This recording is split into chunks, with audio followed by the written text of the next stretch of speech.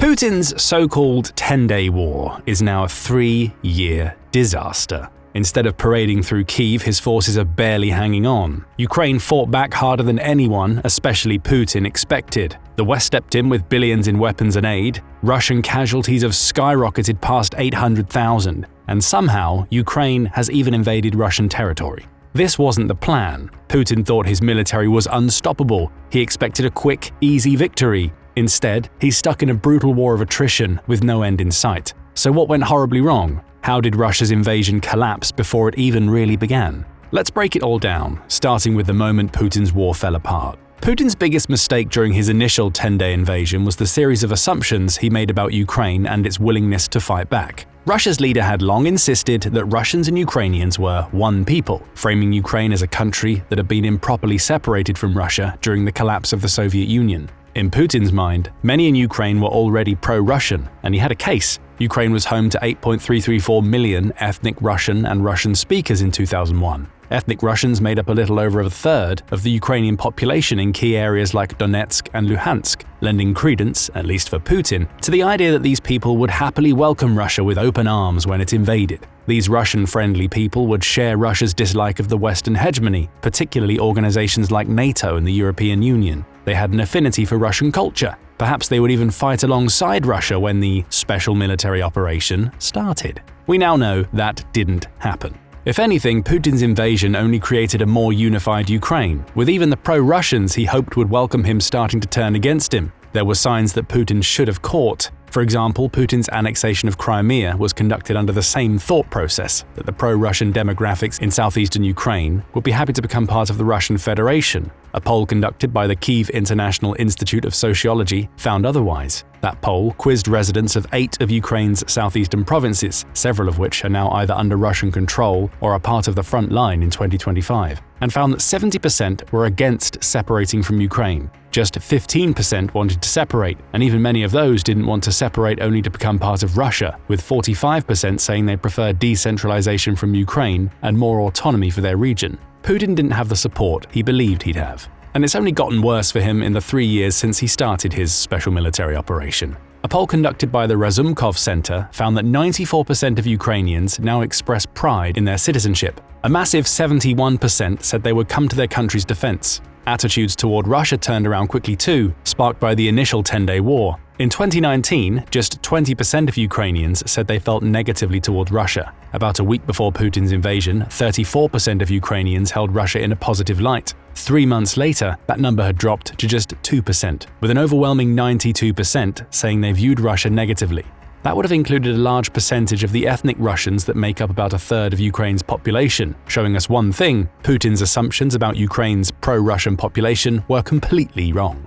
So too were his assumptions that everyday Ukrainians would turn against their president Volodymyr Zelensky. He tried to frame Zelensky as a Nazi, further feeding into his vision that Russians and Ukrainians were one people, waiting for reunification. All of these assumptions fed into Putin's initial plan of using infiltrating groups, such as the previously mentioned Wagner, to take out Ukraine's leadership and set up a pro-Russian regime in Kyiv that the majority of Ukrainians would welcome. Russia's massive numbers advantage wouldn't even come into play directly. Most of the Russian military would serve in supporting roles, taking over Ukrainian cities when the leadership was taken out. What Putin failed to take into account was that Ukraine was a much stronger fighting force than he believed. How much stronger? Well, Ukraine had overhauled its aerial defenses by 2022 with Western help. Its new weapons had better targeting, and it had more mobile surface-to-air missiles. Both would prove vital in making Russia's superior air force, at least on paper, a near non-factor later on. Ukraine had also formed a territorial army in January 2022. Many of its forces had also been fighting in the Donbas region against pro-Russian groups, with regular rotations meaning that many in Ukraine's smaller army had plenty of experience to bring to the table. All of these improvements to Ukraine's military would come to bear during the initial 10 days of the conflict. When around 360,000 Russian troops flooded over the border, Ukraine's superior experience allowed it to hold them off while Kyiv moved soldiers into key defensive positions. Russia's far less organized soldiers managed to take Mariupol and stormed the cities of Sumy, Kharkiv, and Kherson.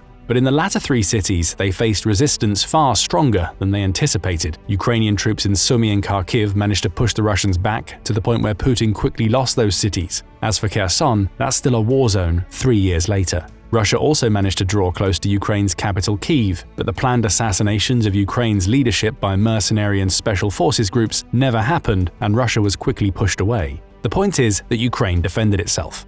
His assumptions proven wrong. Putin was forced to pull back and reorganize. The 10-day war morphed into a 3-year conflict we see today, with Putin attempting to use attritional tactics to wear Ukraine down, while his enemy has massive support from the West as it defends. According to Ukraine's Ministry of Finance, Russia has suffered over 845,300 casualties in the 3 years since Putin started his war. Around half of those casualties occurred in 2024, with the Kyiv Independent reporting that Russia lost 427,000 of its soldiers in that year alone. The rate of those casualties accelerated during the latter half of 2024, as Putin started to push more soldiers into Donetsk. By December 2024, Russia was losing soldiers at a rate of 1,585 per day, breaking the previous record of 1,523 per day set during the previous month. The last week of December saw the daily casualty rate climb even higher, rising to 1,700 per day. What was the total casualty rate for that month? 48,670, according to Ukraine's general staff. Russia has at least managed to make some gains with the meat grinder strategy that led to these massive casualties. The Institute for the Study of War says it was advancing through Ukraine at a pace of 27.96 square kilometers per day in November 2024.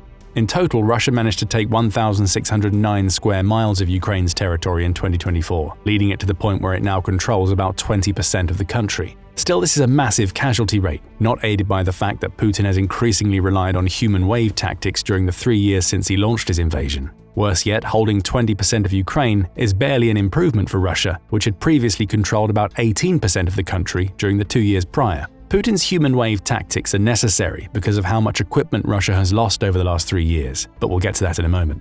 This hasn't been a loss-free year for Ukraine either. Far from it. In fact, as Zelensky revealed in December 2024, 43,000 Ukrainian soldiers have been killed by the Russian war machine. On top of that, a further 370,000 Ukrainian soldiers have been injured. However, Zelensky was quick to point out that many of those wounded soldiers have returned to the battlefield. This is taking into account that in our army, approximately 50% of the wounded return to service, and all injuries are recorded, including minor and repeated ones. And let's not forget we managed to return 3,767 warriors from Russian captivity, he said when announcing the figures. Regardless, that's a lot of dead and wounded on both sides, considering this was meant to be a 10-day war. Why are the casualty rates so high for Russia? The country's equipment losses have a lot to do with it. Over the past 3 years, Ukraine reports that Russia has lost over 9,900 tanks, 20,700 armored fighting vehicles, and around 22,700 artillery units. It's also lost more than 360 planes, over 24,000 drones, and a shocking 28 ships. Russia even managed to lose a submarine to a Ukrainian military that barely has a naval force. All of these losses demonstrate Putin's ineptitude as a military tactician. Take Russia's Black Sea Fleet as an example. That fleet was supposed to use the Black Sea as a go-between linking annexed Crimea to southern Ukraine. Ukraine claims to have taken out at least 26 of the vessels in that fleet, accounting for about a third of the naval force since the beginning of Putin's invasion. Russia can't even restock that fleet with new ships because Turkey won't allow it to sail military vessels through the Bosporus Strait. The situation is so bad for Russia that it's been forced to essentially withdraw the Black Sea Fleet into defensive positions around Crimea, making it a near non-factor against Ukraine. This is just one example of how Putin has failed to bring Russia's superior military might to bear against Ukraine. There are many others. For instance, Russia's air force dwarfs Ukraine's in terms of sheer numbers. However, apart from a few months after the 10-day war evolved into what we see today, Russia has barely used its aircraft in Ukraine. Why? It's constantly failed to make its aerial superiority count during those early months. Ukraine showed a remarkable knack for shooting down Russia's planes early on, leaving Moscow scared to commit any of its aerial assets, especially its modern Su-57 fighter jets, to the conflict. Most of Russia's planes have been limited to launching missiles and glide bombs into Ukraine from behind the front lines. While those bombs and missiles have caused plenty of damage, this restricted use also means that Russia's soldiers on the ground have practically no air support, aside from drones. Russia hasn't had much more success with its ground equipment either, as you can see from its massive tank, armored vehicle, and artillery losses. And it gets worse still for Putin. Russia's manufacturers can't keep up with the losses. Over the last 3 years, Putin has transformed Russia into a war economy. However, even that is hitting its limits. Russia has added 500,000 workers to defense production since the start of its invasion, and it's struggling to find more. Granted, production of the glide bombs and artillery shells has hit all-time highs, with Russia building 3 million of the latter per year by 2024. But there are plenty of signs of strain. Even with its high artillery shell production, Russia is having to rely on North Korea to supply more. About half of its shells come from Russia's North Korean comrades, according to Foreign Policy. As for artillery and tanks, the problem Russia faces comes down to rotary forges. Each of these forges is capable of producing around 10 barrels for artillery and tank units per month. Russia has 2 of these forges. That amounts to 20 new barrels per month when Russia is losing 220 artillery units and about 100 tanks in the same time span in Ukraine. All of these problems add up to less Russian equipment on the ground. And without the aerial and naval support Putin anticipated having, that just means he has to rely on sending human waves to batter Ukraine's defenses, explaining Russia's massive casualty rates. So that must mean that 3 years of war means Ukraine and Russia's armies are tiny compared to what they were in 2022, right? No. Both countries have grown their militaries over the last 3 years, even with all the death and destruction. During his January 2025 appearance on the Lex Fridman podcast, Zelensky claimed that his country now has 980,000 active personnel. The Ukrainian army is the largest in Europe, Zelensky said. Second place after us, France, is 4 times smaller. Russia has also massively increased its number of personnel, with Putin signing a decree in September 2024 that boosted the country's combined military personnel and staff to 2.38 million. Compare those to the numbers of active soldiers each had when Putin started his 10-day war, 900,000 for Russia and around 190,000 for Ukraine, and you see how this conflict has transformed in 3 years. Both countries are larger than ever, militaristically speaking, but both have also paid the price in personnel because Putin's 10-day war evolved into a 3-year attritional conflict. What else have we seen in the 3 years since Russia launched its special military operation? The rise of drones. Drones, be they of the aerial, naval, or ground-based varieties, have come to the fore as the most damaging weapons in both countries' arsenals over the last 3 years. Ukraine uses them to great effect to launch strikes against targets deep into Russian territory, with many of those attacks being focused on Russia's oil refining capabilities. By July 2024, Ukraine had reduced Russian oil refining by 17%, cutting off key supplies to Russia's forces on the front in the process. Drones have been so useful to Ukraine that it's focusing millions of dollars on their production. By March 2024, it had reached the point where it could produce 150,000 drones monthly. Fast forward to October, and it was capable of building 4 million annually, which amounts to over 330,000 per month. Russia isn't far behind. It's also used drones along with its missile and glide bomb attacks to devastate Ukrainian cities over the last 3 years. Putin says Russia intended to increase drone production and acquisition almost 10 times in 2024, which would give it an annual output of 1.4 million per year. Whoever reacts faster to these demands on the battlefield wins, Putin claimed when referring to the importance of drones in the war. And he's right. And Russia is behind Ukraine on that front. That's something Putin could never have anticipated when he launched his 10-day war. Drones should have been a non-factor because Ukraine was meant to capitulate before it ever managed to put up a real fight. The war lasting 3 years has allowed Ukraine to showcase just how powerful drones can be, which it's done since the beginning. When Russia initially invaded, Putin was so confident in his country's aerial superiority that he told his troops to assume that anything they saw in the air was friendly to them. Ukraine took advantage of this, using Bayraktar drones to decimate tank columns and infantry on the ground during the early invasion. Drone usage has intensified beyond what anybody expected since, and there's something else Putin didn't expect when he started the war: Ukraine entering Russian territory. Things have gotten so bad for Russia that Ukraine was able to take advantage of weakened border defenses to launch a counter-invasion in August 2024. One of Putin's major red lines was crossed with no repercussions, as Ukraine took 93 settlements and around 450 square miles of territory in about 2 weeks. Russia was forced into fighting on its own land. Putin grew so desperate that he signed a cooperative defense pact with North Korea, leading to around 12,000 of the country's troops entering Russia to fight in Kursk.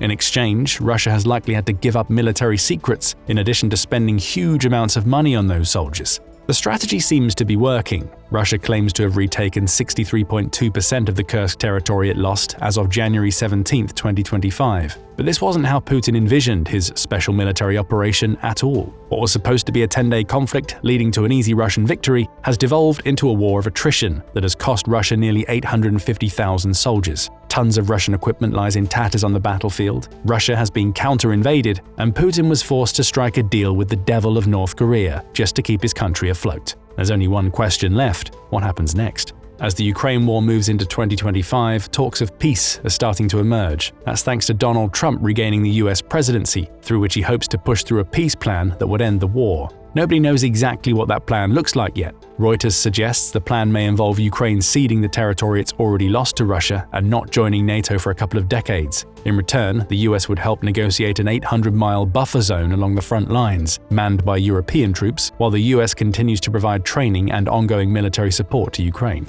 That's one version of the plan, at least. There are likely others. For his part, Zelensky has claimed that he's willing to negotiate for some form of peace now, especially as Ukraine still holds territory in Kursk that it can use as a bargaining chip. However, he still wants NATO membership. Whether Ukraine's president is truly open to peace talks or is just saying that to get Trump on his side remains to be seen. However, it's possible those talks will never happen. Putin apparently feels confident that the war of attrition he's created will take such a toll on Ukraine that a Russian victory is inevitable. That's according to the Atlantic Council, which points out that Ukraine's own heavy losses have robbed multiple army units of their most seasoned members. Ukraine is also dealing with record levels of desertion and a manpower crisis, much like Russia. Putin's gamble is that his country, which has far more people available, can deal with these crises better than Ukraine. If he's willing to take that bet, Putin will continue the war of attrition regardless of Trump and Zelensky's calls for peace.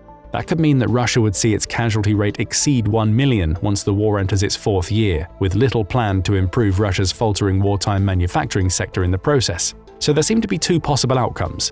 A peace, possibly brokered by Donald Trump, that leaves Putin humiliated as he fails to achieve all he wanted from the 10-day war that evolved into a 3-year battle of attrition. Or Putin keeps doing what he's doing now, hoping that Ukraine exhausts its supplies before Russia. What do you think will happen? And what do you think about the state of Putin's 10-day invasion as the Ukraine war enters its fourth calendar year? Share your thoughts in the comments section, and thank you for watching the video.